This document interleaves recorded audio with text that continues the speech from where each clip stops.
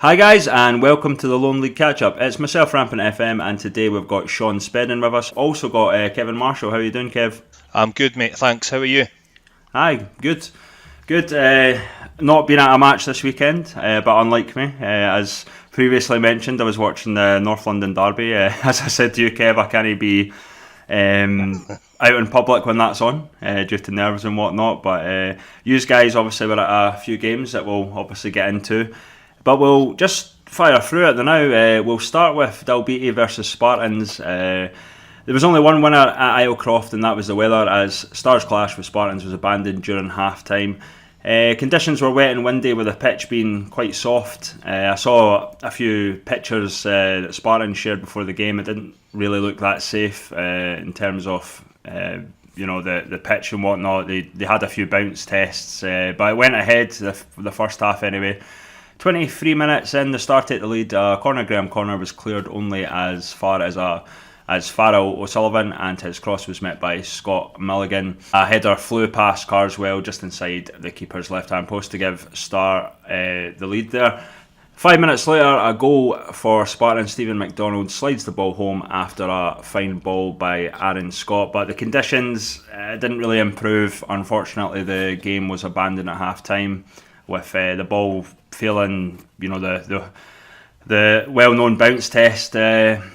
We don't really know what's going to happen with this one as of yet. I don't think anything's been announced as we're recording this, so we'll have to wait and see. But I'm certain Spartans won't be happy with taking the draw, and I certainly don't think they'll be happy playing a second half, travelling all the way down to Dalbeattie. I was having a look at some of the fixtures they've got coming up as well, and they've got a lot of away games still to go as well. Disappointing that the game finished at half time as well, especially after we hyped this up as a big Borders derby for the majority of the week. It was a shame to not see it out. Yeah, these ones obviously have to think about the safety of the players as well. If the ground's too soft, studs go in, anything can happen in terms of injuries to legs. It's one of these things at this level where we've seen games get abandoned because of the weather. It's a tricky one, really. Being a league game, I just don't know in terms of the away game to Dalbeattie when they're going to reschedule that. Well, I was just going to say that there is an awful lot of talk at the minute, especially in the top league, about synthetic pitches. But I think this type of thing, it just shows you that they have got their place, and we'll talk about the game I was at in a wee minute, and it was kind of the same. Heavy parks this time of the season. The weather is so changeable that, as you say, it can be dangerous to players. Either sliding around, getting injured, but equally, it does deprive the fans of a decent game sometimes as well if the park is unplayable. Absolutely agreed. I don't know if they'll just play the whole game again. I think that's maybe in the best interest in terms of fans, because, as I mentioned, as a fan of the Lowland League, I've still to go down to Dalbeattie. I think that's coming up in a few weeks, but going down just for a second half is probably not the ideal. It's a long way for 45 minutes. Yep, certainly so. I think it's a game that they'll replay the full game, I think. Yeah, I would imagine so, but we'll wait and see what they say. We'll get into our second Lowland League fixture. It was Vale Leaving 1, Civil Service Strollers 4. Scott Clapperton gave Strollers the lead through a powerful shot from close range after Vale failed to clear from a corner. David Churchill doubles Civil's lead with a glancing header after getting on the end of a Craig Newell cross. Jordan Hopkinson bags Civil's third of the afternoon after rolling the ball into the net from close range after it was squared by David Churchill. Ali Faye comes off the bench and curls a shot around the keeper to complete the scoring for Civil to make it 4-0, and Brad Rickson pulled one back for Vale just before the end. A mere consolation, obviously. Civil Service Strollers running out fairly deserved winners with a 4-1 result over Vale. A Vale team that's obviously been on really decent form as well, has to be said. And it's not an easy place to go, that either. I was there with Kelty earlier on in the season, and Kelty were on a really good run at the time, and they gave, although Kelty ended up winning the game, Vale certainly gave them a really decent run. in the first half down there. So that is a good result for Strollers. Yeah, I was at the same game, and I've seen Vale play a few times, and yeah, they're not an easy team to beat by any means. But it just shows you how committed the Strollers have been this year. They've really gone after it, and that was a pretty solid win from them. Yeah, absolutely. Strollers obviously still chasing top four, and with Spartans game getting called off or abandoned, if you will, every opportunity for them to go and maintain that sort of progression into the top four. So we'll get into the South Challenge Cup. Bonnyrigg Rose versus East Stirlingshire. Bonnyrigg won 2-0. You were at the game, Shaun. Are you wanting to maybe take us through it? Yeah, I'm happy to do that. Well, like you say, I went through to Bonnyrigg to watch the quarter-final tie between Bonnyrigg and the Lowland League's East Stirlingshire. It was definitely an interesting game and really good for a neutral fan. So it was Shire that got the game underway. Shortly after that, Bonnyrigg picked up their first free kick of the game. To say that they had a fair few would be an understatement. I don't know if it was... didn't look too much like East Stirlingshire were playing rough, to be honest, but definitely Bonnyrigg were getting a lot of free kicks during that game. East Stirlingshire's captain, Jamie Barclay, he had to make a lot of good saves. I've not seen any highlights up yet, but if they come out, it's worth watching. But he had a superb game, a big reason that they kept it at 0-0 throughout the first half. Perhaps not to the extent they'll beat his game, but the weather definitely played a factor in the game. There was very high winds, and for the first half it gave Bonnyrigg a real advantage. Much of the game being played in Shire's own half for that first half. It was Bonnyrigg that had the better chances as well, but they failed to convert. It was towards the end of the first half that you started to see the Bonnyrigg players starting to tire a little bit, it seemed. And East Stirlingshire were able to come into the game a bit more towards the end of that first half.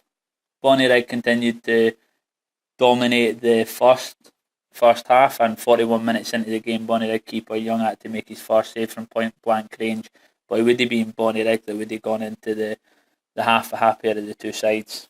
Bonnyrigg got the second half underway, and Andy Rogers, he was shown a booking early on, his first yellow of the game. It was on the 65th minute that Lee Curry converted a penalty to give Bonnyrigg the lead after Bonnyrigg's defender Dean Brett went down in the box. Definitely a controversial decision, that penalty. If you were keeping up with the game on Twitter, you'll have seen Shire and Bonnyrigg sort of had different views on whether or not that was a penalty, and it was the same in the stands, to be honest, with both teams undecided on whether or not it was a penalty. But regardless, it was a beautifully taken penalty, and despite having a great game so far, Jamie Barclay couldn't do anything about that one. And it didn't get much better for the Shire.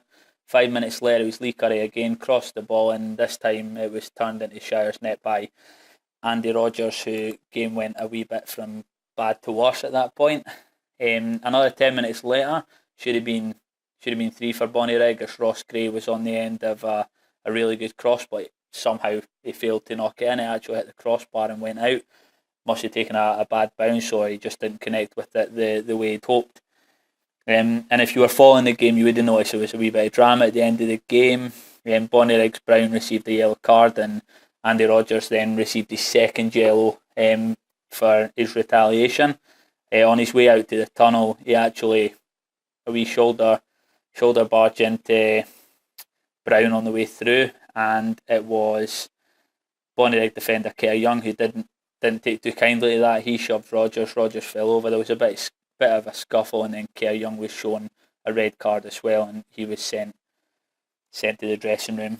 All in though, like I say, for a neutral, it was a really good game, and if Bonnyrigg are successful in joining the Lowland League next season, they've definitely shown that they're going to be competitive. Well, I mean, I think Shaun, you're absolutely right that Bonnyrigg would be a really good addition to the Lowland League. Along with Kelty, they were probably the two standout sides in the last few seasons of the Super League. And certainly this year, since they've moved into the East of Scotland Conference B, they've been streets ahead of everybody else in that conference. So I know there is still a bit of criteria to be met in terms of eligibility for the Lowland League, but I think we could assume that that is probably all going to fall into place in time for next season. So I would certainly think if they are able to, and I think certainly they look to be in the box seat in Conference B. I can't see anybody catching them now. They only need, I think, 5 points from their last 5 games to make it into the playoffs. So I think if they are able to get through that and make it into the Lowland League, then I think you could see Bonnyrigg making the same sort of impact in the league that Kelly have made. Absolutely. Yep, agreed. I was getting updates, obviously not from yourself, Shaun, about the game, and the whole running of this show. I think the referees maybe brought up once, and I think it was Kelty BSC. I think you guys were at the game, obviously, so we don't have to go too much into it. But from what I heard, there was a lot of questionable refereeing, and the reason I bring it up is because I think the one where league football, particularly the Scottish Premiership, they don't really question referees, the governing bodies and stuff like that. But certainly, I feel we would be doing an injustice to Shire if we didn't question the referee, considering the fact that there was a lot of decisions, a lot of things went their way. I know I agree to an extent with the comment, obviously, the fact that if you're good enough, you won't need the ref or whatever. But if Bonnyrigg were getting absolutely everything, then and a penalty that apparently wasn't a penalty. I think Dean Brett was dragged down about 2 or 3 yards out the penalty box and stuff like that. I mean, what are you expected to do really in games like that? Yeah, it was definitely it was an interesting one. As for the penalty call, it's one that will be interesting to see if there is a replay. There was somebody videoing the game, so it'll be an interesting one to look back and see. But it seemed like a very soft penalty, and it was a bit difficult to tell when the initial tackle had taken place. But I think overall, I think Bonnyrigg will be happy with their performance, despite everything. I think they had enough chances to deservedly win the game. So, but it's just at this level, you don't want to see referees getting questioned and stuff like that. You would rather. I'm the same as most fans. I'd rather just focus on the football rather than referee decisions and make it a part of that, like what you see kind of higher up and all that sort of thing. I mean, and certainly from my part, I think I've certainly been more than 50 games this season, and I can honestly say there have only been maybe 2 or 3 games that spring to mind where the refereeing has been a factor. So I think we have to say that at this level, for the game we have, I think the refereeing is generally pretty good. Yep, agreed, mate.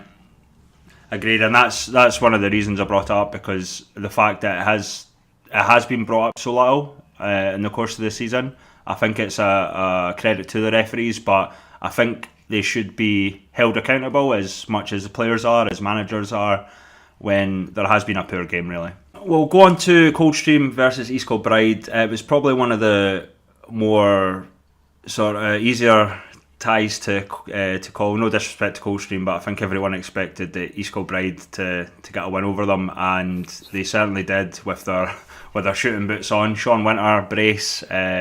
David Proctor gets another goal after scoring a brace last week. Ross McNeil, another brace, and Craig Malcolm, who came on at half time, gets a brace as well in a 7-0 victory over Coldstream for East Kilbride. They just can't be stopped at the moment. It doesn't matter if it's league or cup. It looks like. I think you've probably said it all. Coldstream really struggling in the East of Scotland League anyway, and I think East Kilbride were always going to be favourites for this game. Yeah. The scoreline, I've got to be honest, doesn't surprise me at all. Yeah, and it's I can't see anybody. It's a shame to be saying it, but I think East Kilbride are going to just like the league, they're going to run away with this cup competition as we go into the semis and the final. But not surprised by the 7-0 score. Absolutely, and obviously Ross McNeil, just back from a short spell at Edisport out on loan, just comes back and he's scored 2 for East Kilbride. It's the depth that they have in that team's just a lot of other teams I think in the Lowland League probably quite envious of the squad they've put there. So University of Stirling, Lothian Thistle Hutchie Vale 5-3, quite an incredible game. Hutchie Vale opened the scoring in 4 minutes from Jamie Docherty. Equaliser for Stirling Uni came in 15 minutes. It was a cross from Aidan Ferris with Craig Brown heading home. Penalty to Hutchie Vale in the 22nd minute with Jamie Docherty getting his second and Hutchie Vale's second as well. 35 minutes played, Uni midfield works hard to win the ball back. Ball goes to Emmett, who fires home from the edge of the box to make it 2-2. Just before half time, 3-2 to Lothian Thistle Hutchie Vale with Shaun Ring giving them the lead just before half time. The second half pretty much started like the first half. Lothian Thistle had the ball in the net, but it was flagged offside. Blair Lyons came on with his first run into the box. He caused a bit of chaos and won a penalty, but it was saved. Became a bit of a thing for Stirling Uni, the saved penalties recently. Rory McEwen, another sub, came off the bench and he finished to make it 3-3. And Lewis Hunter makes an immediate impact, puts the ball through to Ferris, who's brought down just in the box, and it was another penalty to Stirling Uni. But this time Lewis Hunter blasts it right down the middle to give them the lead. And just before the game ended, it was Rory McEwen driving into the Hutchie Vale half and unselfishly squared it to Blair Lyons, who finished the move off. Just before we get into that, we do have an interview with Chris Geddes. Chris, how do you summarise a game like that? It was a cup tie with everything. Yeah, proper cup tie. Muddy pitch, 2 teams going for it, a lot of goals, yellow cards, side tackles, some mistakes, some good goals. So yeah, a proper cup tie. How do you feel you started? Because Lothian had a good spell, didn't they, first half? Yeah, Lothian started really well and then they scored a good goal, and then I think after they scored we came back into it, then scored ourselves, and then after we scored we were on top, I thought. Then they scored again, and then we scored another good goal from Josh, and then we were good again. Then they scored right on half time, so you're going in at half time thinking, oh, it's been a bit up and down, but we know we're good enough to score goals. We just, whether or not we keep them out. And obviously second half the boys done excellent second half. 1 or 2 contentious decisions, and we had 2 penalties. Yeah. Talk us through those. The first penalty, no doubt about it. Alex wins the ball, you can see it. The boy kicks the back of his leg as he toes the ball towards to John. So in my eyes that's a mistake, but the ref made the decision, the boy scored it. And then obviously our one, we missed a penalty.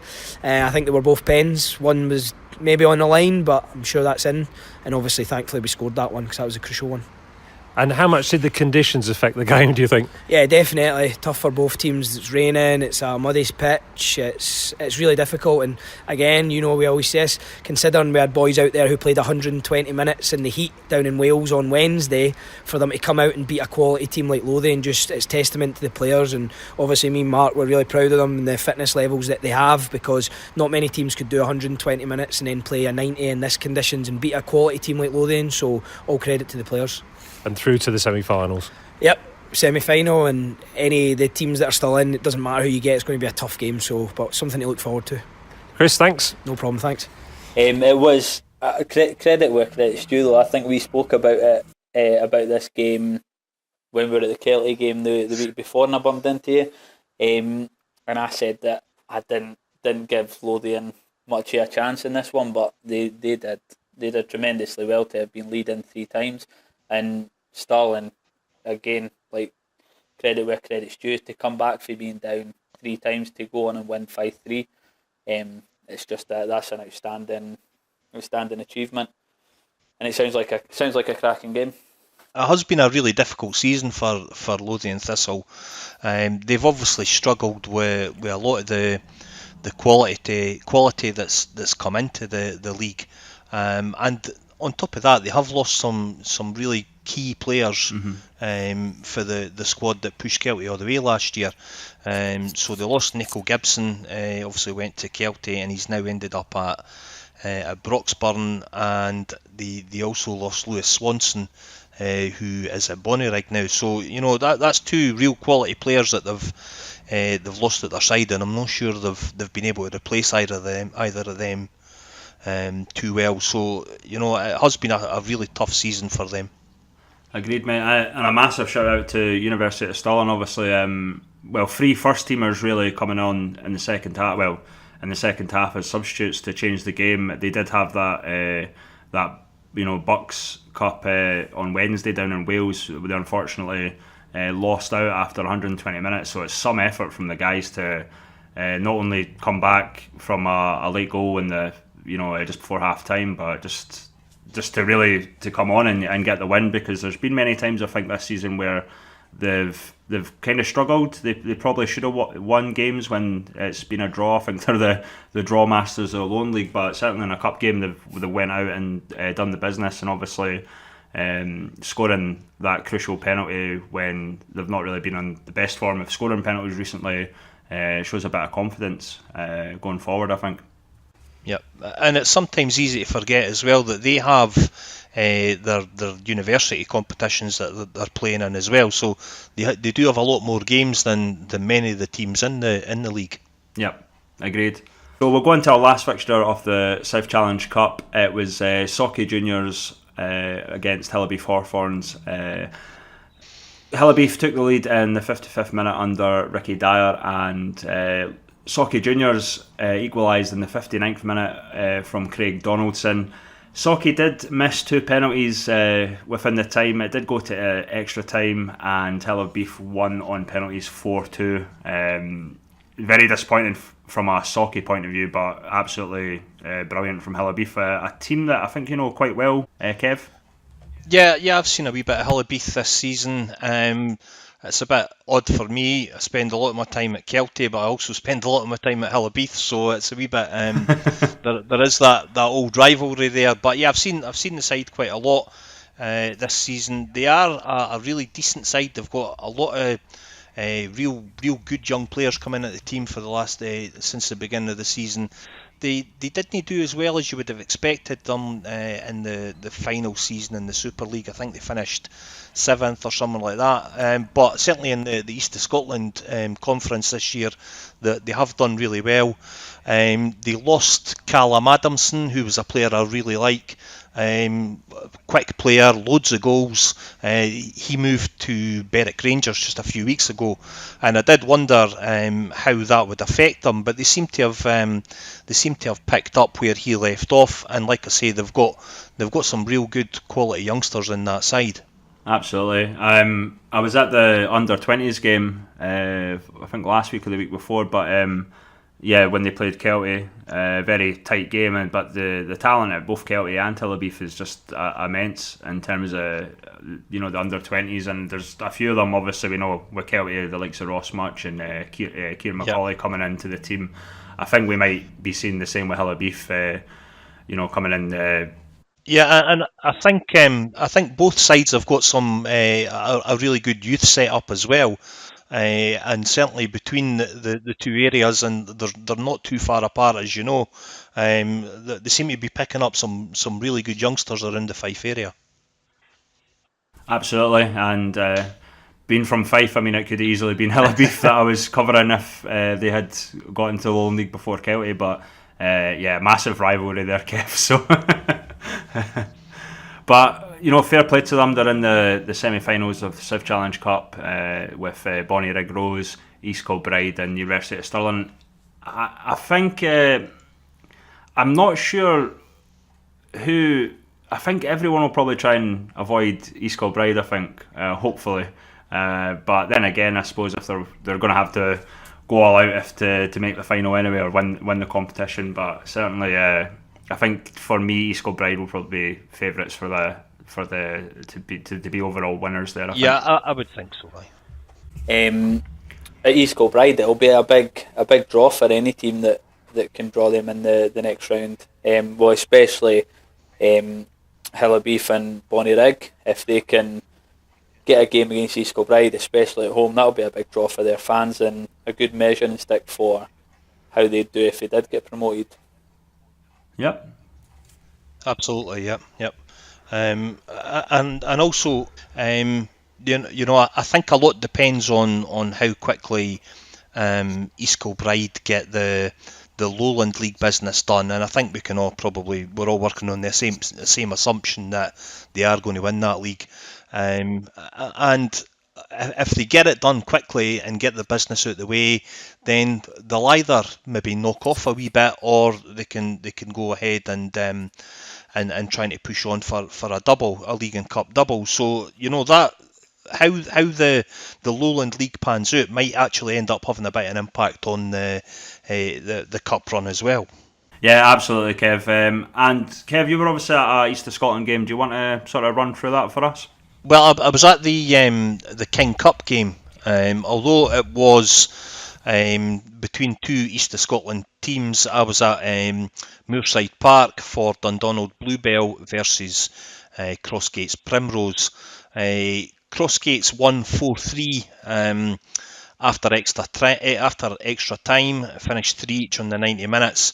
Dundonald took the lead on 10 minutes. Archie Campbell's corner causing a wee bit of chaos in the box, and Cal Smith nodding home the opening goal for the home side. Mark McKenzie levelled in the 25th minute for Crossgates, took a wee bit of advantage of a mix-up in the Bluebell defence and slotted away past the keeper to make it 1 each. The first half, there really wasn't an awful lot between the sides, and Bluebell took the lead again on the half hour. Good play down the right-hand side, ball cut back into the middle, and Lewis McKenzie with a really tidy finish for the edge of the box. A couple of minutes later, a carbon copy move, actually, exactly the same move, same result. McKenzie getting his second of the game. So 3-1 at half time, but to be honest, I don't think there were 2 goals between the two sides at half time. There was a really heavy shower. We've spoken an awful lot about the weather. Really heavy shower, maybe the last 20 minutes of the first half, and the pitch started to cut up quite a lot then. Although the rain stopped, the damage was probably done by that time. Second half, they came out. Crossgates got a penalty really early doors, maybe 5 minutes into the second half. Needless challenge. The striker was going wide, heading to the corner flag, and the defender dived in, took him down. Scott Laurie got the penalty, took the penalty, scored for the spot to make it 3-2. And really, for that point onwards, the wind went out completely out of Dundonald's sails. Wasn't a surprise then when it went to 3 each. James McAteer, a really nice finish, curled it round the keeper into the top corner, and that's how it finished after the 90 minutes. Extra time was a real slog on a really heavy pitch that was really starting to cut up quite badly, players slipping about quite a bit. Dundonald had a really thin squad. They didn't have anybody on the bench, never made a substitution in the whole game, so it would have been a really tough game for them. In the end, it was Mark McKenzie again, who was probably man of the match. He scored the first, he won the penalty, and he set the winner up. Good play, beat the offside trap and squared it for Scott Laurie, who really, it was on a plate for him to score the winner. It was a wee bit kitchen sink the last 5 or 10 minutes. Dundonald were giving it a really good go. Archie Campbell, Chris Gay both had chances to nick it, but keeper Grant Henderson, he done the business and kept the Bluebell out, and Crossgates eventually won the game 4-3. Grant obviously on loan from Kelty as well. So. Absolutely, yes. And I also saw Davey there running the rule over just to see how he was doing, the Kelty goalkeeping coach. Brilliant. Yeah, fantastic. I wish I made the game with you now, mate, to be honest. It sounded like an absolute classic. It was a cracker. It was a real cup tie. You know, there was plenty good tackles in there. Neither side were holding back. It was a really good cup tie. I enjoyed it. You mentioned obviously Lewis McKenzie. He's a name that sort of comes up a fair bit. I don't remember seeing him. I've seen Crossgates, Primrose, and I've seen Dundonald Bluebell, but I don't think he was. I think it was in a friendly match. I'm not sure if he played, but his name certainly comes up a lot for Dundonald. Aye. He, like I say, 2 really, really good finishes. Making it into the box for as a midfielder, and resisting that temptation to go too early, just hanging back a wee bit, and 2 real good finishes, cut back, really dangerous ball, and he slotted both of them away well. He took both his goals really well, actually. Aye. Brilliant.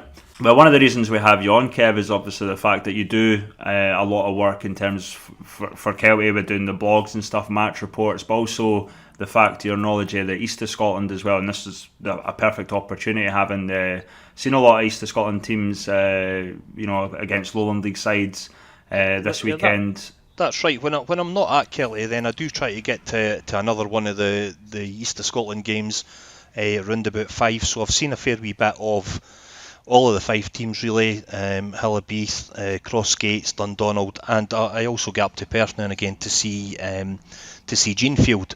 So I have got a wee bit of a rundown just on the positions or the how it's looking in each of the 3 conferences. Obviously we know, I think, probably a fair wee bit about how it's all come about with the massive influx of teams from the junior league into the East of Scotland and the status of the 3 conferences. I think just a couple of weeks ago they made the draw on how the playoff is going to go. So we now know the playoff situation, and really it's the top team in each league, each conference will go into that 3-way playoff to earn the right to a playoff against the South of Scotland champions to get into the Lowland League. So in Conference A, it's Pennycook that are in the driving seat there. A good victory against Leith a couple of weeks ago kind of gave them the advantage. This is one league where there is a real kind of mix of the amount of games left to play, and it's always the question of what's better to have at this time of year, whether it's better to have the games in hand or to have the points on the board.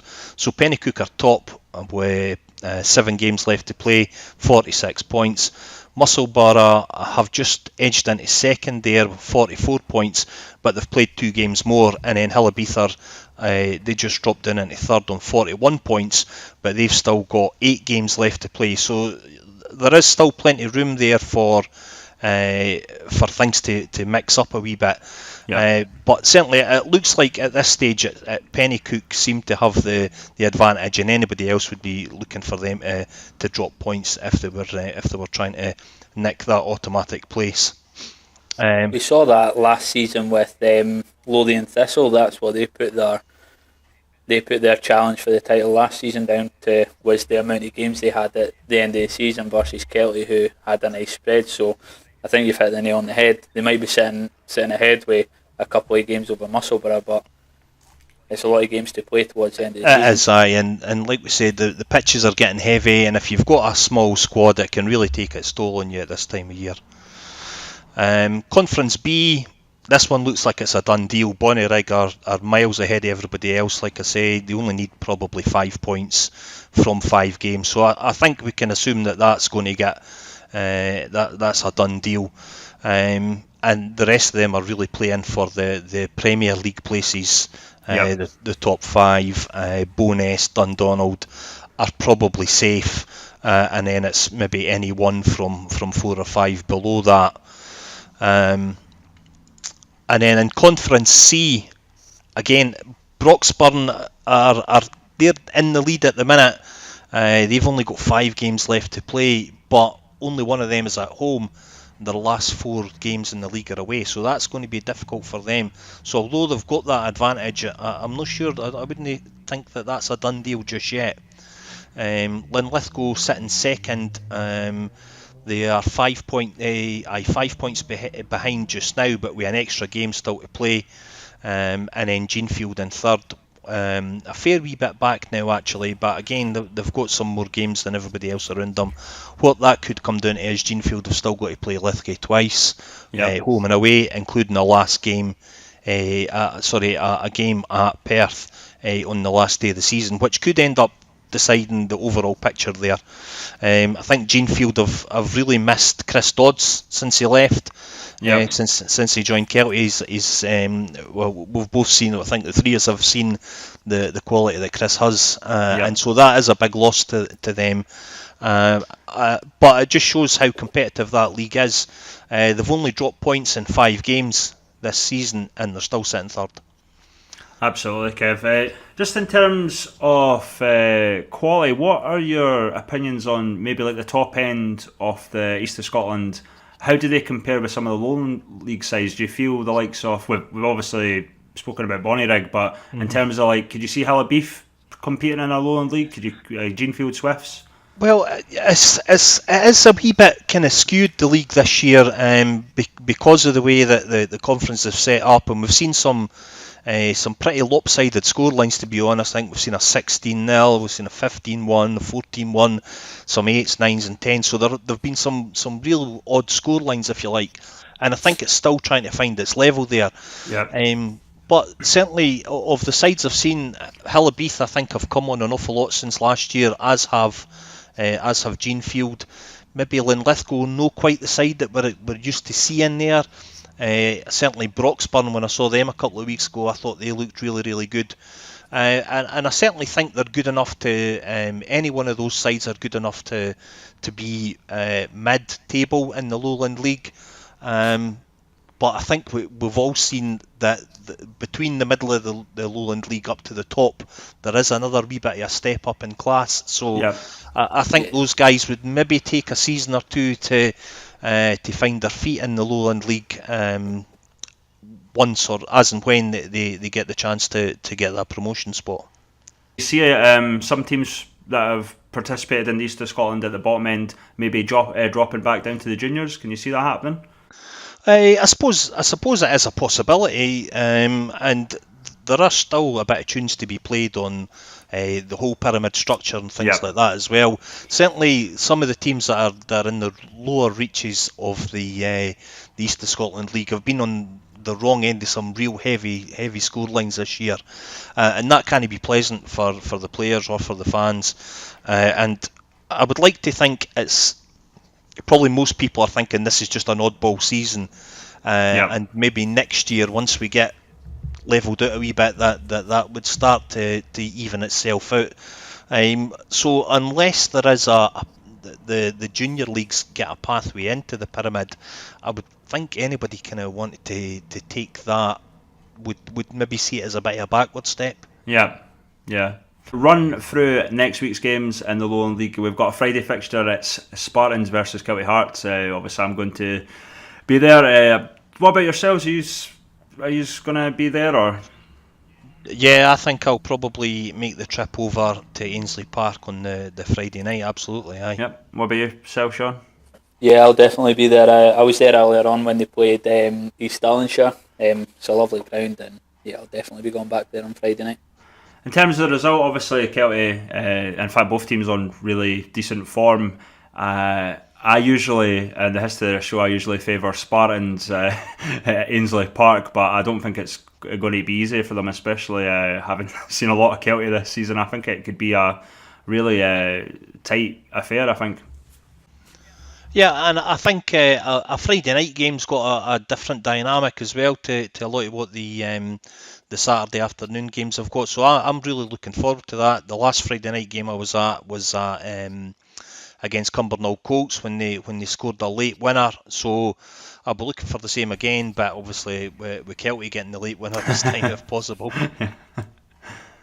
Yeah, I think the fact that it's at Ainsley Park is going to make for a really competitive game. You would give Kelty the edge, just where they've been this season. On to our next game, another game I'm kind of mad for it this weekend, having missed out last weekend. I'm going to be at Spartans on the Friday, and obviously Civil Service Strollers on the Saturday. Civil Service Strollers versus University of Stirling. Both teams coming off really decent results.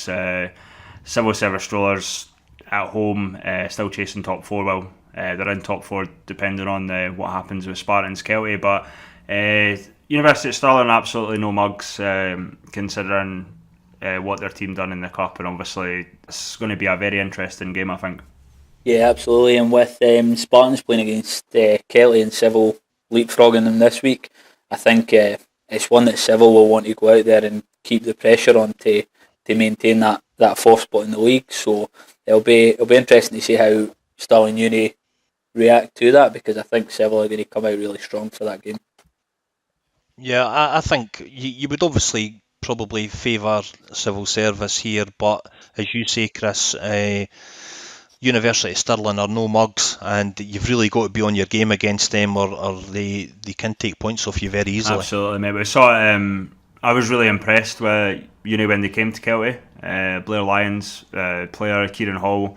It's going to be an interesting game, and I think that's one of the reasons myself and Moza chose that game to go to, because really I think it's going to be a cracker, to be honest. Obviously I'll be at the Friday game, Spartans for Kelty as well, which will also be a cracker, but yeah, certainly two interesting ties, Friday and Saturday going into it. But Cumbernauld Colts versus Edinburgh Uni.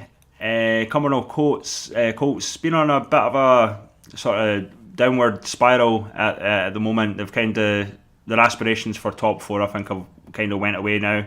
But they're playing a Edinburgh University team that haven't been in the best form. They've had a few sort of better performances as of late, but this is a game that's pretty much up in the air at this time of the season, depending on what the result's going to be.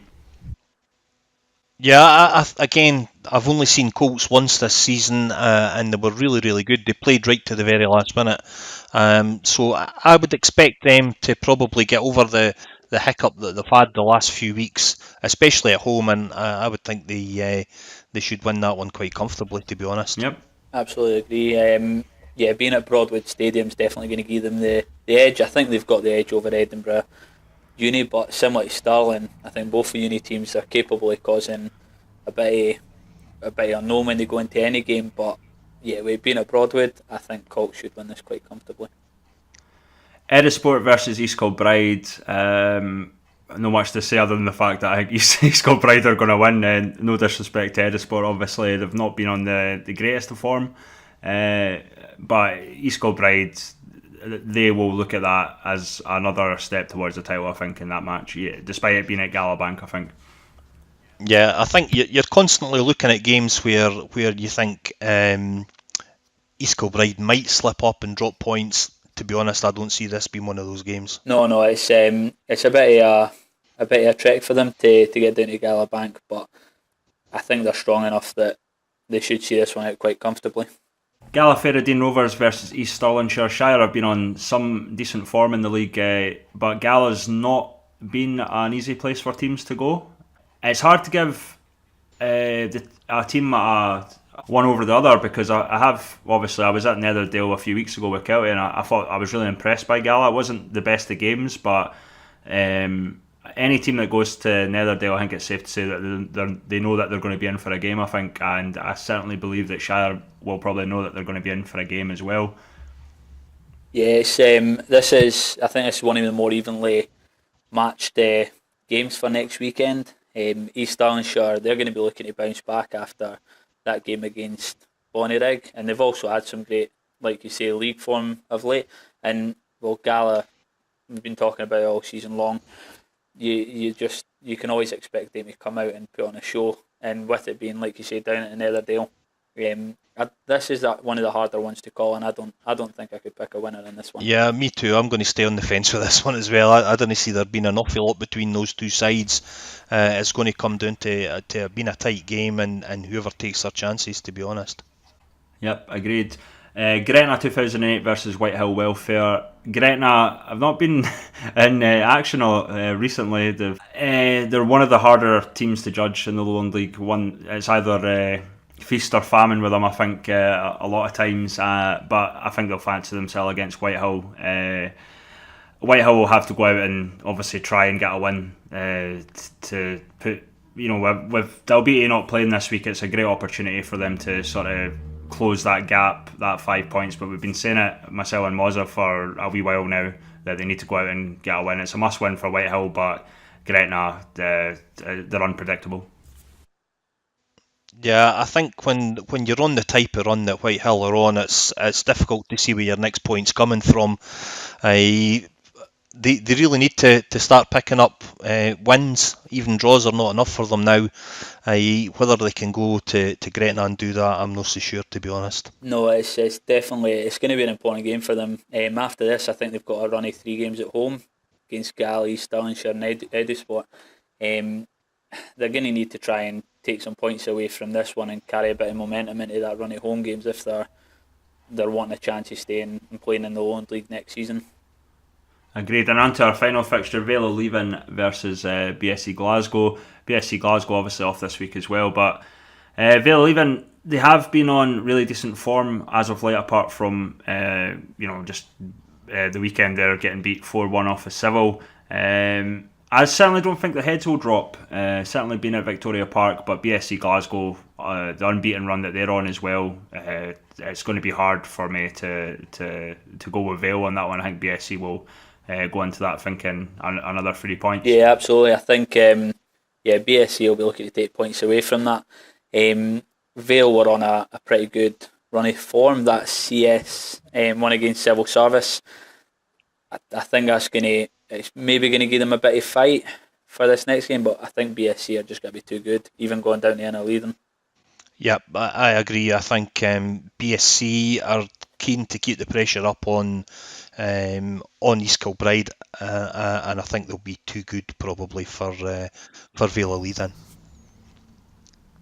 Yep, any of them matches sort of stand out for you guys? I mean, it's hard to choose because I'm going to both the games that I think will be match of the weeks. Is there anyone in particular that you think stands out other than maybe Spartans Kelty or Civil Service Strollers University of Stirling? Well, I think maybe, as we said, Gala versus East Stirlingshire is going to be a tough game. It could be one of those that it's a real dour 0-0 draw, or it could be an absolute cracker with a 4-3 and a last minute winner. So possible there for game of the week. I like the look of Gretna versus Whitehill, just with it being I think it's the last game where Whitehill have got a chance of taking 3 points. And I do think they're quite close in the league. That's one that I'm quite interested to see how it pans out. I could be completely wrong, and Gretna could just totally own that game, but it's one that I think if there's any game left in the season that Whitehill are really going to come out fighting, it's going to be that one. Yep. Right, we'll get into plugs. Who will I let go first? It's a bit weird Moz on going because he usually goes first. I'll let you go first, Kev. Do you want to plug your blog and your work? Yeah, you can find me at Kayem Photo. That's Kayem Photo. I'm on Twitter. I'm on Facebook. I'm also on Flickr. You'll see all of the match photographs on there. And if you go to kmphoto.co.uk, you'll see the blog with all of the match reports and my general ramblings on there. Brilliant. Shaun? So I'm running the Facebook site, so you can search for Lowland League Catchup on there, and we try to do some things that are a bit different to the Twitter site, just so that you don't have to follow the same thing over 2 different platforms. And then, even though he's not here, you can obviously get Moza Plays on Twitter, because I don't want to leave him out, because I know he'll be upset if we don't get his plug in there. I'm thinking I'll appreciate that, mate. And you can find me at Rampant FM, and obviously you can find the official Catchup at official Catchup on Twitter. Yeah, so myself and Moza and hopefully a few other guys will be at the Civil Service Strollers game and Civil Service Strollers versus Stirling University on Saturday. We're meeting at the Dewcott pub in Edinburgh sort of around lunchtime. If you guys want to come and join us, you're more than free. If you're a big fan of the Lowland League, definitely come and join us. It's just going to be a day out, really. Hope to see people there. Obviously, we want to thank yourself, Kev, for coming on. It's obviously good speaking to you and talking about the work that you do. In terms of your photos and your blogs and stuff for not only Kelty Hearts but obviously the East of Scotland as well. Yep, thanks very much for having me on. I've enjoyed it. Cheers. And Shaun, obviously I think as you'll probably be more of a regular coming on as well, Shaun, obviously with the Facebook and stuff, but obviously cheers for coming on again also. Yeah, really enjoyed it again. So that pretty much brings the end of the episode, guys. We will be back next week, obviously, to cover more Lowland League action. We want to thank the league, the fans, the players, the managers, everyone that really listens in and takes part. We obviously want to thank George Fraser also, and we will see you next week.